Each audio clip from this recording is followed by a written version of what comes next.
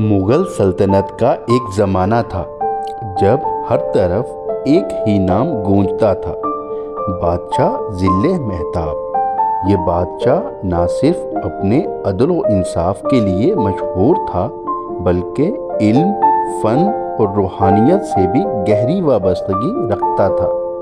उसका दारुल हुकूमत नूरगढ़ एक ऐसा शहर था जहाँ हर तरफ रोशनी, मोहब्बत, शान व शौकत का राज था। ज़िल-ए-महताब की एक ख़ास बात ये थी कि वो रोज़ाना रात को महल के सबसे ऊंचे मीनार पर चढ़कर चाँद को तकता और फिर एक गुमनाम किताब में कुछ लिखता। किसी को ना मालूम था कि वो क्या लिखता है, क्यों लिखता है और ये किताब कहाँ है। एक दिन बादशाह बीमार हुआ और उसकी हालत बिगड़ने लगी, तो उसने सब वज़ीरों और वली अहद शहज़ादा सलीम को बुलाया। सबको लगा कि वो शायद ख़जाने या सल्तनत की तकसीम का कोई हुक्म देगा, मगर उसने आहिस्ता से कहा, मेरी आखिरी वसीयत सिर्फ वही समझेगा जो चाँद की रोशनी में सच को तलाश करेगा। मेरे मरने के बाद मीनार की छत के नीचे वो किताब दफन है, उसे तलाश करो और मेरी असल ख़जाना पाओ।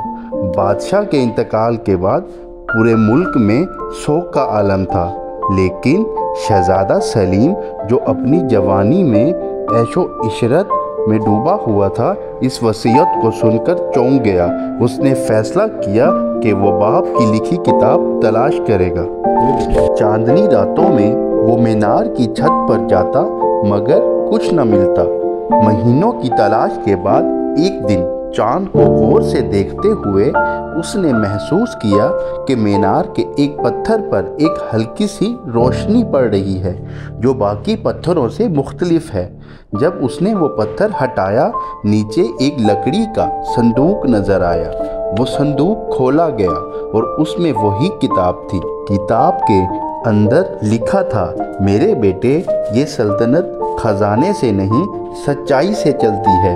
जिस दिन तू इंसाफ को अपनी तलवार बना लेगा, रियाया तुझे दुआओं का ताज पहनाएगी। अगर तू सच के रास्ते पर चला तो तुझे वो ख़जाने मिलेंगे जो वक्त भी छीन ना सकेगा। शहज़ादा सलीम की आंखों में आंसू थे। इस दिन के बाद वो बदल गया।